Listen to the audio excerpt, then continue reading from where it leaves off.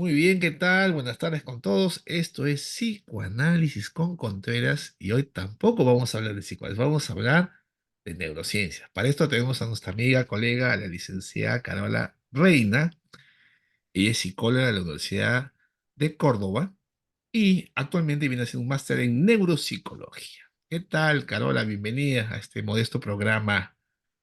¿Cómo ¿Qué tal? estás? ¿Cómo estás, Juan Carlos? ¿Cómo están todos? Es un gusto para mí, un placer estar acá. Así que bueno, espero que sea de ayuda todo lo que yo pueda aportar y nuevamente agradecida con Juan Carlos por darme este espacio, que estoy segura que va a ser muy nutritivo tanto para nosotros dos como para todos los que escuchen este video. Nada, Carola, a ti por tu tiempo. A ver, señorita, comencemos. Lo primero que me llamó la Comencemos. atención, Carola, es que tú eres de Argentina y vienes de un país, digamos, con una hegemonía de pensamiento psicoanalítico, lacaniano inclusive, pero tú no eres freudiana, eres cognitivo-conductual. Ujú. Vamos, válido, uno puede elegir la opción que uno desea. Pero me llama la atención Totalmente. que tu enfoque Sí. se haya establecido un contraste con la cultura de tu país. ¿A qué se debe esta elección? Cuéntanos un poquito. ¿A qué se debe esta elección? Bueno, en primer lugar, en la Universidad Nacional de Córdoba, la Facultad de Psicología tiene una fuerte impronta psicoanalítica. Mm, Entonces, con más razón entra la duda de por qué elegí la ujú. orientación cognitivo-conductual, que recién a finales de la carrera la llegué a conocer bien de lleno, pero en principio siempre fue muy psicoanalítico todo, ya sea el análisis de los textos, como los diferentes casos clínicos, y desde el psicoanálisis puramente freudiano y ortodoxo. Ni siquiera hablamos de un psicoanálisis lacaniano o alternativo, que sí tuvimos algún par de materias, pero muy poco. Puntualmente, en tercer año de la carrera, yo me encuentro con una materia que se llama psicobiología experimental, que, bueno, digamos, nos expusieron un poco la realidad de lo que es la conducta humana y el estudio de la mente humana desde una perspectiva científica, biológica y un poco también acompañando con miradas desde la terapia cognitivo-conductual. Y me llamó mucho la atención, me sentí como muy fuertemente identificada. Quizás al principio de la carrera elegí el psicoanálisis porque claramente no conocía otra mirada, no había muchas perspectivas teórico-clínicas, pero cuando me adentré de lleno y fue, digamos, yo lo vi, lo estudié, lo conocí y me decidí sin lugar a dudas por esta orientación. Creo que era cuestión un poco de conocer las diferentes realidades desde una mirada distinta, otra óptica que en este caso la Mm. terapia cognitivo-conductual me la ofreció. Sí, pues porque a veces, ¿qué pasa con los enfoques? Yo soy profesor y a veces no vale ser elegir amor a primera vista. A veces hay que ver Totalmente, otras opciones. Disculpa esta metáfora. totalmente, Y eso, totalmente porque también, sí, sí. perdón. No, no, también me pasó que, bueno, al principio yo estaba fuertemente enamorada del psicoanálisis y yo consideraba que todo era desde el psicoanálisis, hasta que, bueno, me acerqué tanto a este enfoque y, bueno, y después de lleno empecé a conocer terapia gestáltica, sistémica, terapias de tercera ola, también muy interesantes y, bueno, terminé, por supuesto, definiendo un marco en particular y es este. Correcto, Carola. Carola, no vamos a hablar de política, pero sí de salud mental y cómo es la Sí, situación de tu país que nos tiene a los peruanos un poco, digamos, inquietos. Sabemos la propuesta de sí, Milei, se siente un poco sí, particular. ¿Y cuáles son los efectos? Ya han pasado varios meses de toda esta sí, situación de cambio económico, sobre todo en Córdoba, ¿no? sí. ¿Y cuál es el, digamos, el efecto, sobre todo a lo que nos interesa, a los profesionales de la salud mental, en esos términos, ¿no? ¿Qué has observado tú? ¿Cuál es tu apreciación?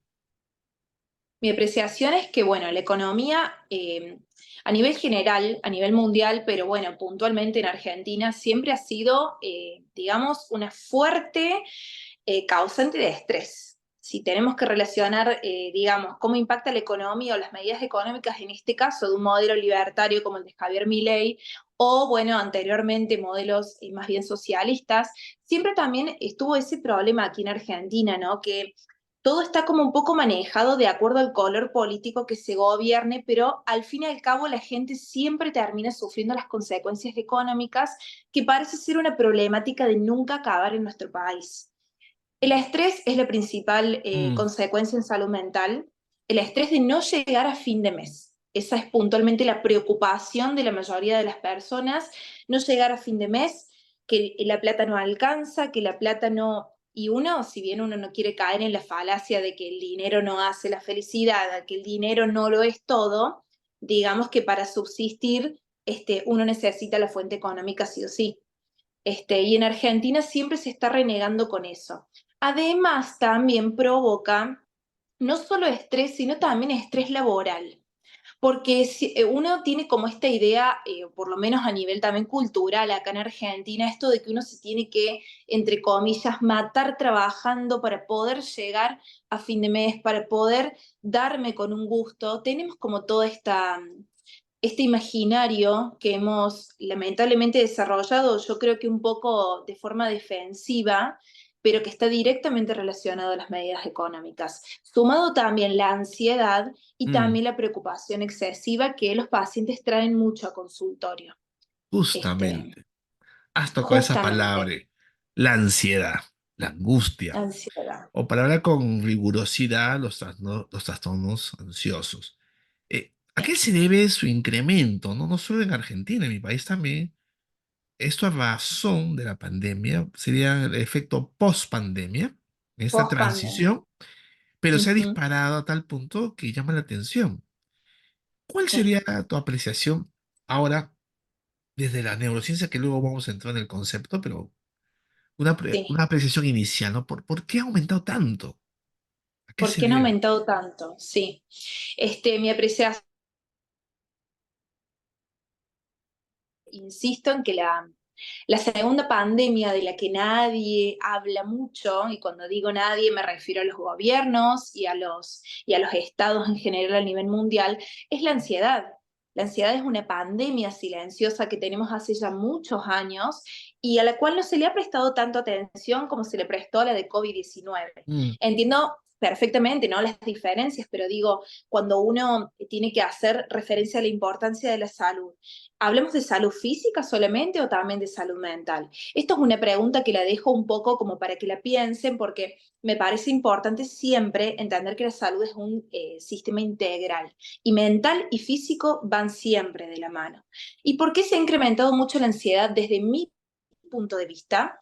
Primero, en principal, por la pandemia, no podemos mm. negar que fue un suceso que alteró completamente nuestro estilo de vida de forma arrasadora y a nivel psicológico mucho más obligados de pronto a vivir un estilo de vida que el ser humano en el año 2020-2021 no está acostumbrado a vivir o no estaba acostumbrado a vivir, como es esto de cortar un poco con los vínculos sociales, Mm. disminuir el contacto físico, el encierro obligatorio y la alteración, por supuesto, de la rutina del día a día. Esto ha generado un fuerte nivel de ansiedad y también otra cosa que yo observo mucho es el exceso y el abuso de las tecnologías. Para mí la tecnología es una aliada importantísima, si no, no estaríamos en este momento haciendo Hablando, así esta es. entrevista, ¿sí? Pero el uso exacerbado del teléfono celular y de las redes sociales, cuando pesan más que quizás otras actividades que nos impliquen el vínculo directo con Mm. otros, me da la sensación de que puede ser una causante fuerte del incremento de ansiedad. Y tratando de aterrizar un poco la pregunta, mucha gente usa la ansiedad como un sinónimo de miedo, o prácticamente es una Sí, caja de sastre. ¿Cuál sería la diferenciación entre sentir miedo, que es una emoción propio de la condición humana, y la sí, ansiedad sí. ya de corte patológico, psicopatológico, ya que genera un Ajá, malestar subjetivo significativo? Creo que no está precisado el deslinde de estos sí, dos, ¿no? Conceptos que se juntan un poco. sí, ¿Cuál sería tu mirada sí. diferenciadora entre miedo y ansiedad? Entre miedo y ansiedad, Ujú. perfecto. Muy buena esta pregunta. El miedo como emoción primaria nos acompaña desde siempre, es decir, desde que nacemos Ya tenemos al miedo instaurado, dispuesto a protegernos de todos los peligros, porque esa es la finalidad de esta emoción. La ansiedad es un derivado del miedo, es una emoción compleja, una emoción aprendida, una emoción que aparece con el paso del tiempo y que está, por supuesto, ligada a toda nuestra historia vital que vamos construyendo con nuestros vínculos, nuestra familia, valores, educación y la sociedad, por supuesto, en niveles macro y micro también, en los cuales nos encontramos o lo que vamos absorbiendo. El problema de la ansiedad hoy es que es una palabra un poco trillada, le vamos a Ujú, decir. Es como que hoy todo el mundo tiene ansiedad, pero nadie sabe muy bien lo que es la ansiedad. La ansiedad es una emoción que nos prepara para el futuro, que nos ayuda a anticipar amenazas o peligros que nos pueden perjudicar, en este caso, nuestra vida. ¿Sí? Entonces es un miedo un poco más complejo. Me preguntabas específicamente por los trastornos de ansiedad. sí, por ejemplo, el trastorno del ataque de pánico, panic attack, es un Sí, cuadro, pánico digamos, que ahora se ataque. ve en gente joven, ¿no? Entonces, cosa que no se veía Sí, antes. sí. ¿Y eso, Este, cuál es tu opinión sí. profesional? Bien, mi opinión profesional. El ataque de pánico ha aparecido mucho en gente joven, tal como dijiste. El ataque de pánico como un tipo de trastorno de ansiedad nos está indicando que hay algo en este sistema emocional que está neurológicamente, eh, digamos, intervenido por el sistema límbico, ¿sí? Que es donde se producen principalmente las reacciones hormonales que van a mediar la ansiedad. ¿Qué pasa cuando el sistema límbico no funciona bien? Por ejemplo, la ansiedad es una respuesta a una amenaza externa, Así es. ¿sí? El trastorno de ansiedad es una respuesta exacerbada a una amenaza interna.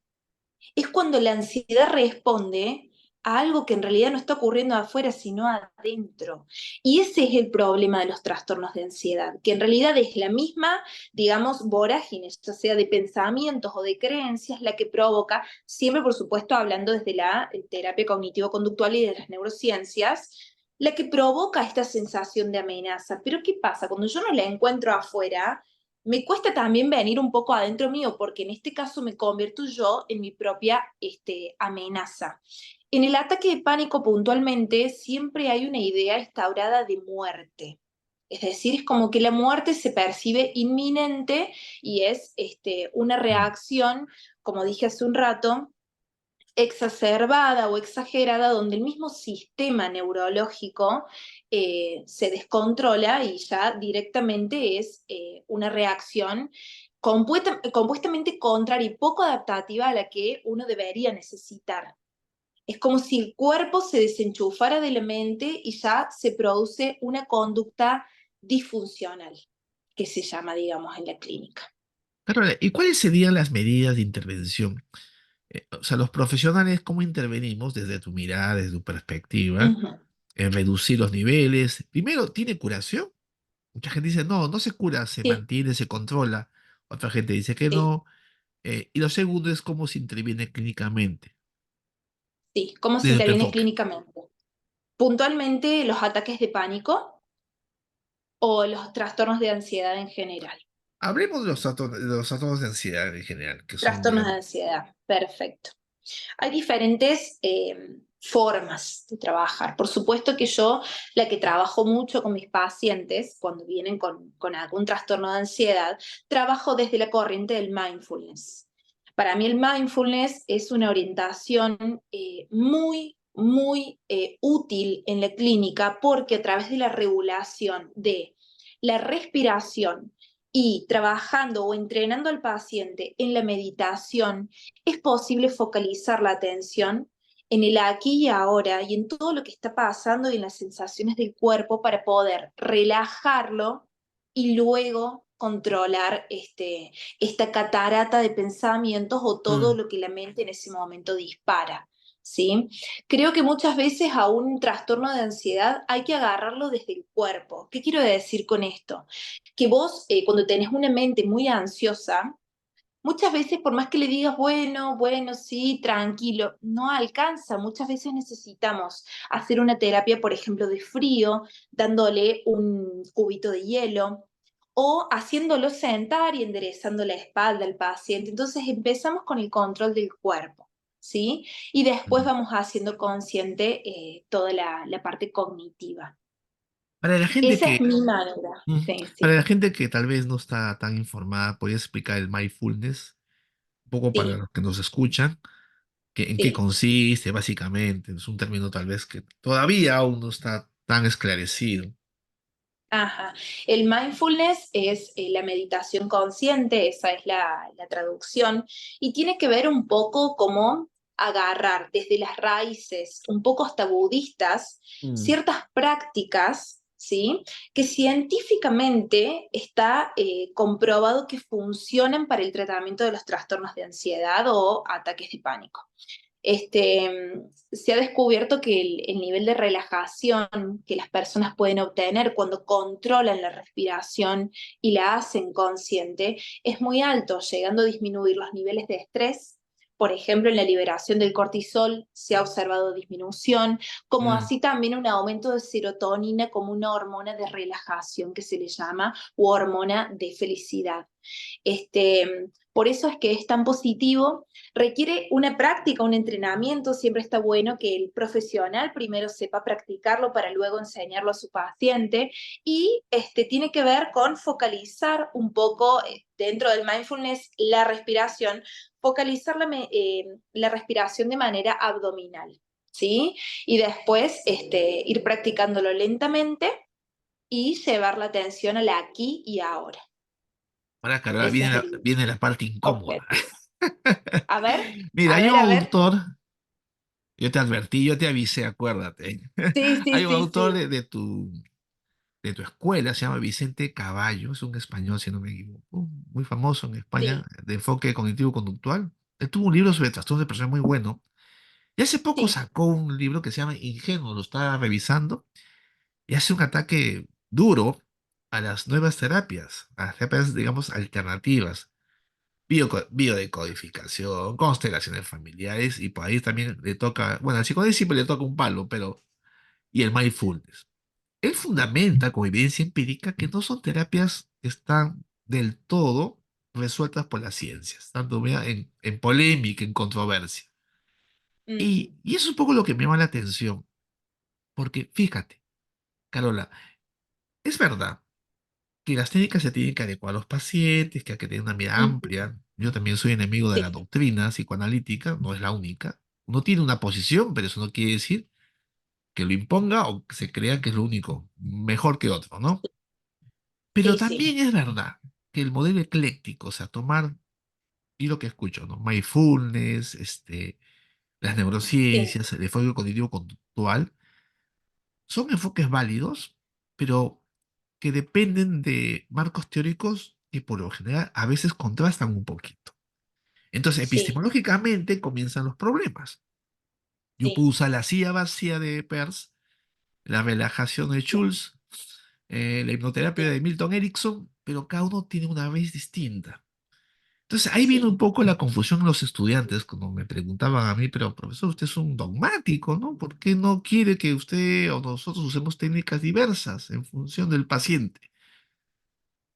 Porque en la teoría, tal vez en la técnica se pueden llevar bien, pero en la teoría se contradice o entran en, digamos, en en jaque, tensión. Y entonces, sí. disculpa toda esta No, no, vuelta, no. pero Sí, es no, por válido. favor. Y mi ánimo no es cuestionar tu posición, pero al menos quiero saber tu opinión, dado que tú de alguna manera estás asumiendo esa postura. Sí. No sé Mi qué me dices. postura, Claro. sí, sí. Mi postura inicialmente es la terapia cognitivo-conductual para trabajar en la clínica.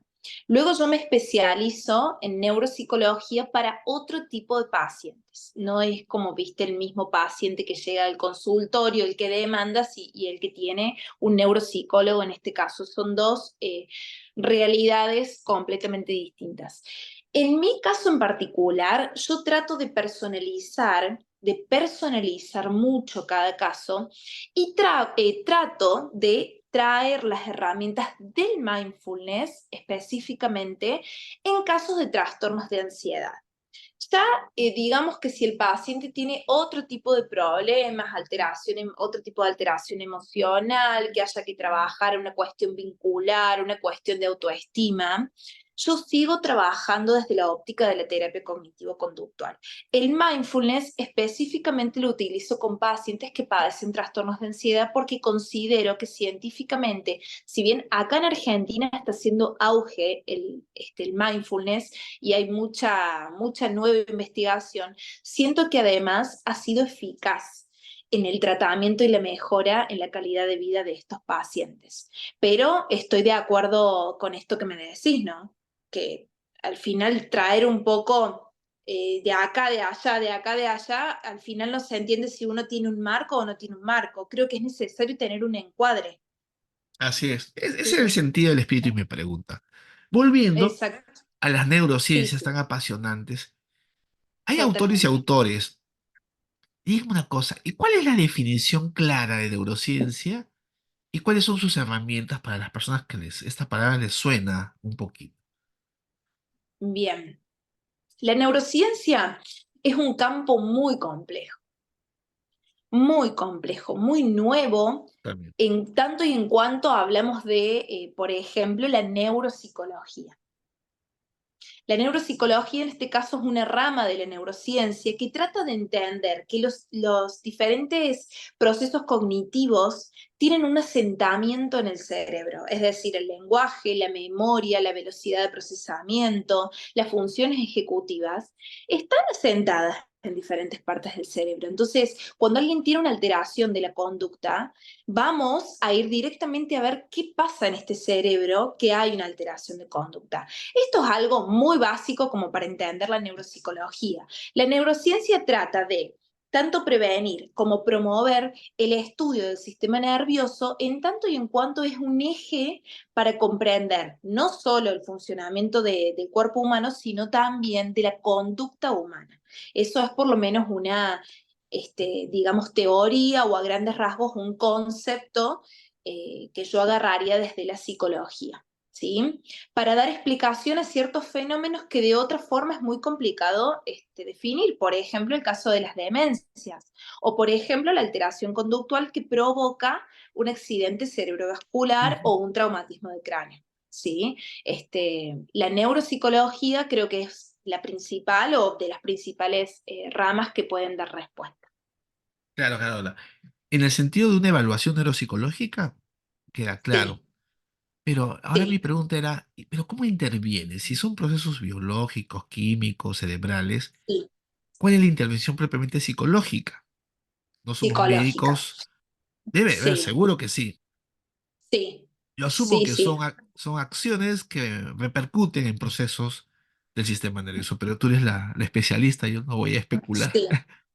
Sí, bueno, mira, justo hace unos días, ahora en todo el mes de julio, el 22 de julio puntualmente fue el Día Mundial del Cerebro Ah, mira. y hubo mucho movimiento entre, por supuesto, colegas, porque, claro, ¿cómo estimulamos al cerebro? El cerebro como músculo, ¿sí? Tiene que ser entrenado o fortalecido, al igual que uno cuando va al gimnasio fortalece los glúteos, los cuádriceps, el abdomen, los brazos. El cerebro es muy difícil entrenarlo de esa forma, entonces, ¿de qué manera lo entrenamos? Estimulándolo constantemente con desafíos. Por ejemplo, jugando a juegos intelectuales o lógicos como ajedrez, sopa de letras, crucigramas o sudokus, estamos generando un esfuerzo cognitivo superior que provoca el triple o más de conexiones sinápticas que luego generan una memoria. Entonces ahí estamos fortaleciendo nuevos sistemas neuronales y a largo plazo el entrenamiento sostenido del sistema neurocognitivo, como lo que acabo de nombrar, estos juegos, por ejemplo, a largo plazo provoca una prevención de demencias de tipo Alzheimer, seniles, frontotemporales, entre otras. Sobre todo focalizado en adultos y adultos mayores.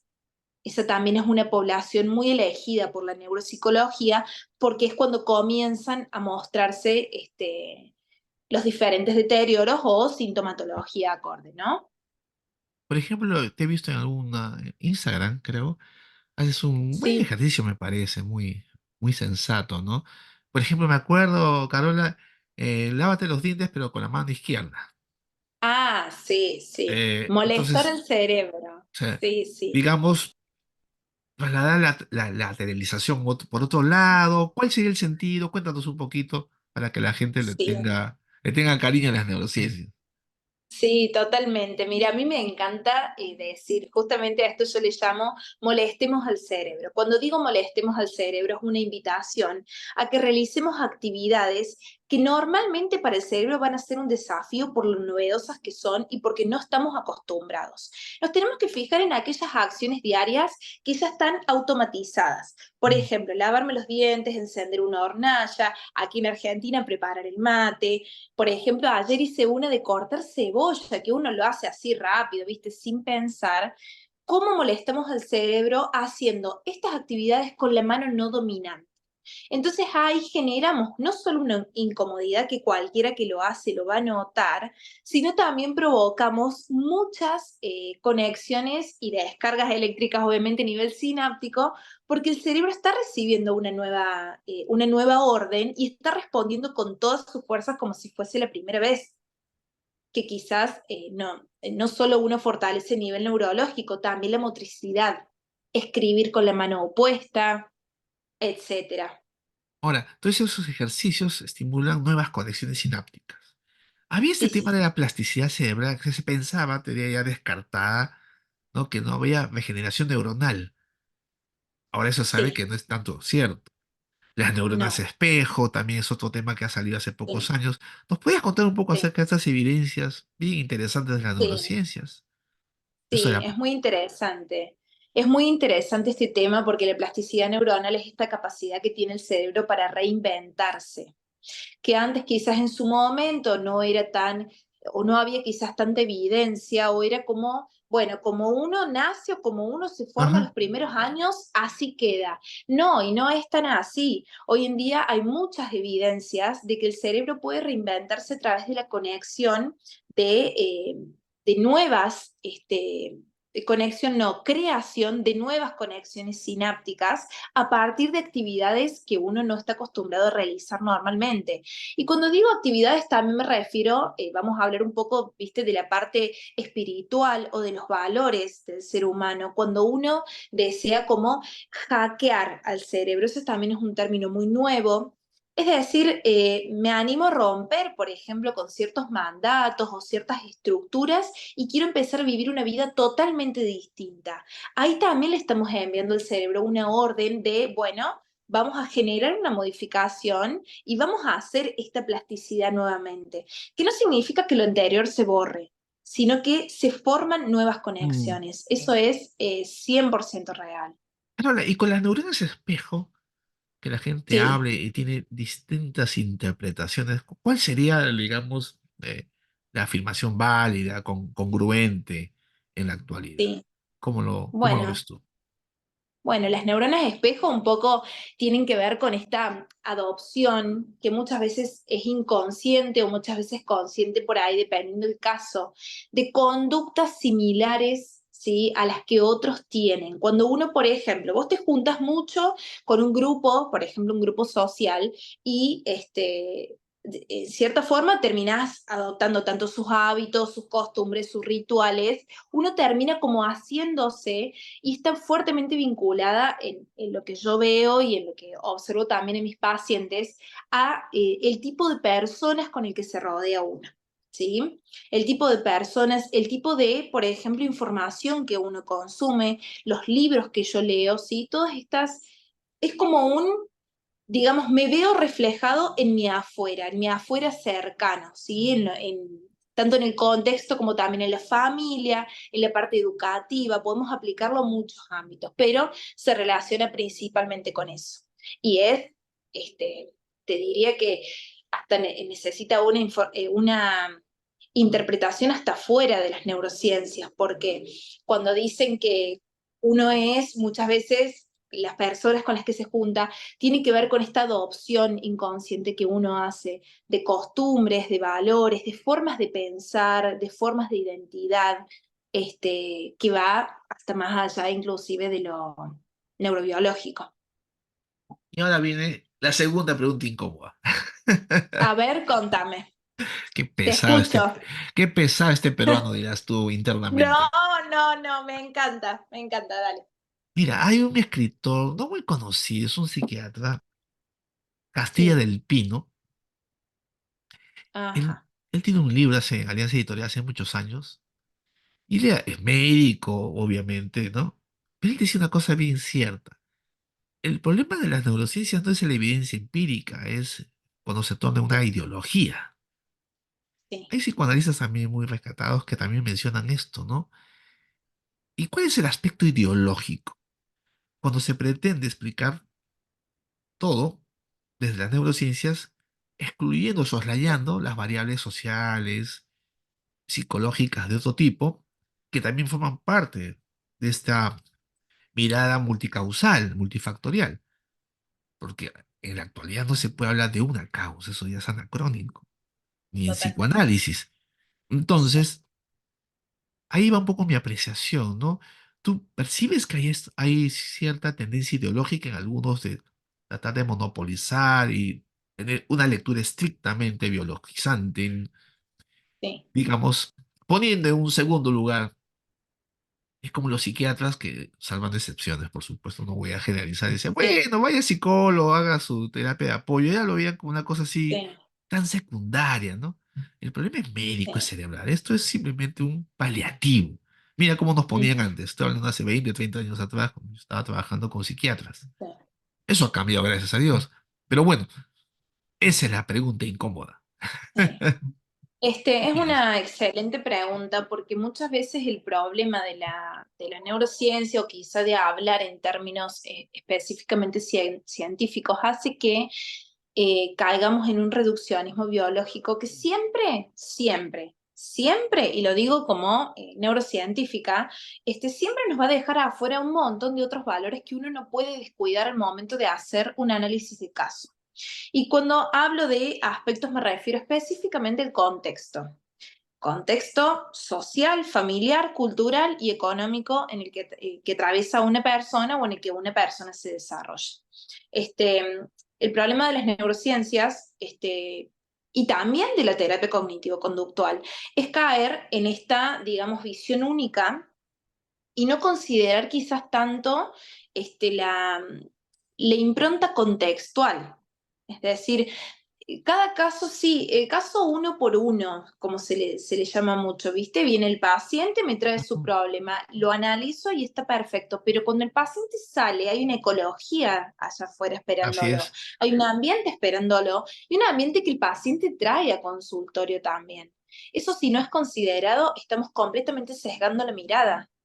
Por cien por supuesto. ciento Hay ¿sí? niveles de sistemas, ¿no? El modelo ecológico en Exacto, capas, dimensiones. exacto. O sea, esta complejidad pues no se puede reducir a gusto de uno desde Sí, una perspectiva. Llámale psicoanálisis o llama neurociencias. En eso yo también estoy sí, sí, consciente, sí, ¿no?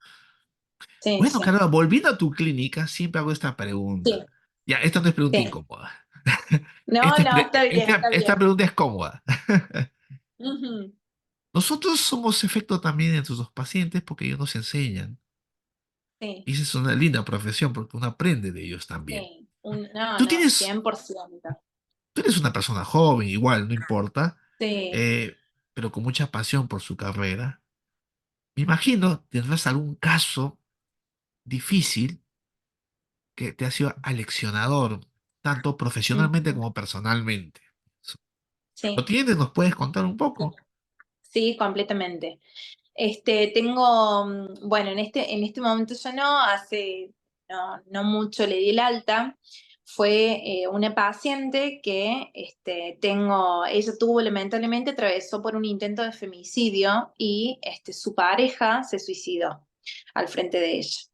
Esta paciente llegó, obviamente que hablando claro y pronto, con una herida de bala en la cabeza, y fue un caso muy complicado porque tuvimos que trabajar no solo la salud mental de la paciente, que casi pierde la vida por motivo de un femicidio, sino también una pérdida por suicidio.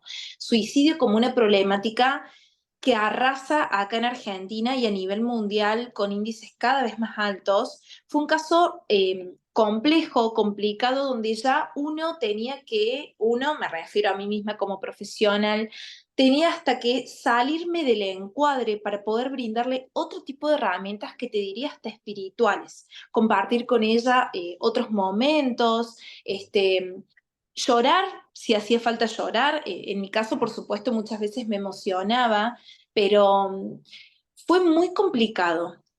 Fue muy complicado no solo la realidad de esta paciente, sino que uno muchas veces cree que está preparado, ¿no? Desde la universidad, cree que Mm. nos dan herramientas, libros, todo, y sí, la gran base la tengo, pero cuando yo me encuentro con una persona en esta situación, realmente que fue difícil.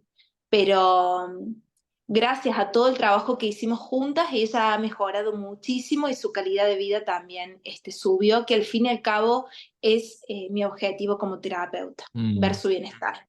Usted me ha hecho pensar, Carola, porque fíjese, ha dicho algo bien cierto. O sea, los casos difíciles nos ponen en una situación a tal punto que nos tenemos que tomar ciertas libertades, salir de Ujú, ciertos encuadres, de cierto dogma, de ujú. cierta, digamos, nuestro marco Sí, conceptual, pero sí, asumiendo los sí, riesgos también, ¿no? sí, sí, sí, No sí, es un completamente. giro caprichoso ni emotivo, Ujú. es porque No, la necesidad y la emergencia del caso suscita sí, esa acción de parte nuestra, ¿no? sí, Y sí, ahí viene la completamente. pregunta que te quería hacer, porque creo que es importante para la gente que nos escucha, ¿no? Pues ahí se forja el estilo del terapeuta, porque Sí, finalmente, ¿no? sí, Uno se forma, todos, sea el enfoque que sea, pero uno terminando esa originalidad, esa pauta singular, que sí, justamente es por eso que la gente llega a tu consulta, la sí, mía y a, completamente. y a los colegas, que tienen ese sello distintivo. No sé Sí, si era Salvador Minuchin de enfoque sistémico. Él decía, por ejemplo, que ya una vez llegada la formación, habría que quemar los libros, una sí, metáfora, para ya adoptar. buena metáfora que sirve a la Entonces, charla. y muchos coinciden con esto. Lacan decía, Ujú. ¿no? Llegar a un punto de la ignorancia adopta, Sí, o sea, olvidarse de lo que has mira vos. estudiado. O sea, cada uno con Sí, su metáfora, con su apreciación, clínico con muchos años de experiencia, determina un lugar muy particular. O sea, un estilo ujú. quiere decir un corte con tu Sí, formación en ese sentido, ¿no? No es que uno sí, deja de sí, estudiar o de practicar lo que hacía. sí, Carola, volviendo, hablas totalmente. del caso difícil, ahora hablemos de los casos frecuentes. En Argentina, que Ajá. nos interesa, pero no somos un poco chismosos, por ahí Ajá. escuché, mira, entrevisté a una linda colega tuya que trabaja con la policía y me Sí. decía los suicidios en la policía o los Ah, mira. trastornos alimenticios. Acá en el Sí, Perú no es sí, tan, el índice no es tan alto. Acá son los no es cuadros tan. depresivos son muy Sí. altos. Ah, Pero, mira, ya. mira, cada Ajá. país tiene una idiosincrasia, una particularidad. Y en Sí, el caso de sí, Argentina o de Córdoba, donde tú vives y trabajas, sí, ¿y cuáles son los casos sí. más frecuentes y cuál es la razón de su tasa tan alta? Trastornos de ansiedad, primer, motivo de consulta clínica de cualquier edad y cada vez más jóvenes. Cada vez más jóvenes, muchos adolescentes, empezando desde los 14, 15 años hasta los 21, 22 o más, que ya viste, es una etapa de juventud, pero muchos adolescentes con trastornos de ansiedad, muchos adultos con trastorno depresivo mayor, predomina muchísimo y lamentablemente en la provincia de Córdoba estamos teniendo una cifra altísima de suicidios, lo Caray, cual es preocupante y nos tiene fuertemente movilizados como sociedad porque yo en realidad vivo en el interior de Córdoba, en Arroyito, una pequeña ciudad, que bueno, hace no mucho hemos tenido lamentablemente el caso de 3 suicidios consecutivos y eso para un pueblo es llamativo, ¿no? una tormenta emocional colectiva muy grande porque también pasa que no se habla de suicidio. Es como que la gente tiene miedo, ay, no, no, no hablemos de eso. No, no, sí hay que hablar, porque es la única manera de prevenir, porque siempre estamos llegando tarde. Tenemos una cifra de un intento de suicidio por día en el interior de Córdoba, Ah, sin contar los casos de la cifra negra que no está registrada porque no llegan al hospital, por supuesto, pero estamos lidiando fuertemente con trastornos de ansiedad que creo que están marcados mucho por el estilo de vida que lleva la persona aquí en Argentina, ¿sí? Ya sea por estrés laboral principalmente, por exceso de esta necesidad de sentirte productivo también, ¿no? Hay como un temor a estar aburrido o a no hacer nada, que creo que también puede ser un poco a nivel mundial, pero bueno, voy a volver a recortar Argentina porque aquí tenemos una jornada laboral de 8 o 9 horas o más. Entonces es como que uno está inmerso, ¿no? En esta vorágine de productividad sí. que no nos permite aquietarnos. Y siento que eso trae muchas consecuencias en este sentido a Pero, nivel emocional. pero, ¿y cuál es la lectura? ¿Por qué la gente joven que se intentó suicidar, esa cifra en Córdoba específicamente, Sí, cuál sería, sí, digamos, la traducción, la explicación, la aproximación sí, psicológica a sí. esta Mira, tasa tan alta, ¿no? es una interesante pregunta. Aquí en Argentina, pero puntualmente en Córdoba, y bueno, y vamos a hablar de Arroyito, predomina la cifra de varones jóvenes que consuman el suicidio. Intento de suicidio hay más mujeres, pero no terminan de concretar. Esa es la estadística, pero la mayoría de las personas que consumen el suicidio son varones jóvenes, entre 18 y 28 años. Este, mm, hay un fuerte problema con las redes sociales. La violencia en redes sociales ha llevado a que una persona se quite la vida en el interior de Córdoba. Entonces, imagínate el nivel de impunidad que Mm. maneja este tipo de tecnologías. Y otra cuestión que ha sido un análisis de hace un par de años, el tema paisajístico. ¿Sí? A ver, ¿cómo así? Paisajístico. El paisaje de donde vive y donde se desarrolla una persona está fuertemente implicada en la decisión del suicidio. Esta fue una investigación que hicieron dos psicólogos de acá de Córdoba hace un par de años también por una etapa de muchos suicidios y luego de las estadísticas y las investigaciones, además del estilo de vida que uno lleva, una fuerte predisposición también personal y familiar, porque el suicidio también tiene esto, ¿no? La carga, ya sea genética o de Mira, eso predisposición, nunca había y escuchado. Había escuchado sí, sabes, de los climas, sí, ¿no? Los países nórdicos, en la ausencia de sí, sol, influye mucho en los estados de sí, ánimo. Eso ya se sabe hace mucho tiempo. El tema de la luz en la sí, depresión. Pero el la luz, elemento completamente. paisajístico, el escenario Paisajes. geográfico, eso sí no lo había. Ujú, Interesante la sí, investigación. sí, sí, Bueno, sí, muy Carola, interesante. nos podemos quedar conversando, pero tengo que terminar para la pena y Tenemos que terminar. Bueno, bueno, no se da oportunidad, habrá oportunidad. La última pregunta, mi querida Carola, decir, amiga mía. sí, ¿Cuál sería tu consejo para la gente joven como tú, que quiere especializarse en neurociencia? ¿Te ha escuchado, le ha gustado lo que ha escuchado? A mí me ha encantado. sí, Y diga, ah, qué chévere, pero ¿por dónde comienzo? ¿Cómo sería? ¿Qué pauta, qué orientación le darías a nuestros futuros bien. colegas? Mira, en primer lugar, a mis futuros colegas, darles el principal consejo de entender que el paciente que llega y yo voy a atender desde la mirada de las neurociencias, no suele ser el paciente común y corriente que uno cree que llega a consultorio. Por ejemplo, ya como antes lo mencioné, en neurociencias acá se trabaja mucho con patologías neurológicas, con ACV, desde la neurorehabilitación, pacientes con Alzheimer, enfermedad de Parkinson y otro tipo de demencias. Entonces, estamos como muy recortados a un tipo de población. Eso está bueno que lo sepan porque por ahí puede haber como un imaginario o una idea o expectativa que después Mm, puede ser frustrante. Por otro lado, entender que la neurociencia es un poco un idioma. en particular tiene mucho de medicina, mucho de anatomía y de biología, entonces acercarnos a este lenguaje y entender que si yo quiero ser psicólogo, pero voy del lado de las neurociencias, bueno, hay mucho de este lenguaje que aprender y que adoptar para poder progresar. ¿Sí? Esos son mis dos principales consejos. Y por otro lado, animarlos a que investiguen, investiguen mucho. Hay muchísima, muchísima oferta académica en libros, en internet, Uh, científica, por supuesto. Sí, Hay. En estos tiempos hay. Nadie se puede quejar de la sí. información. Tal vez en mi época, No, ya totalmente. Información que sea útil, por supuesto, pero sobre todo investigar y leer mucho A, a antes de manera, decidir. a manera de colofón, quería terminar esta linda entrevista contigo, amiga Carola. ¿Tú te Sí, acuerdas sí, sí. de este libro de Oliver Sacks? Se llama Despertares. Creo que lo convirtieron en película con el famoso Robert De Niro, que era un hospital psiquiátrico por los años 70 de pacientes que Sí, habían tenido una especie de infección encefálica, habían quedado detenidos, pero sí, su cerebro estaba activo.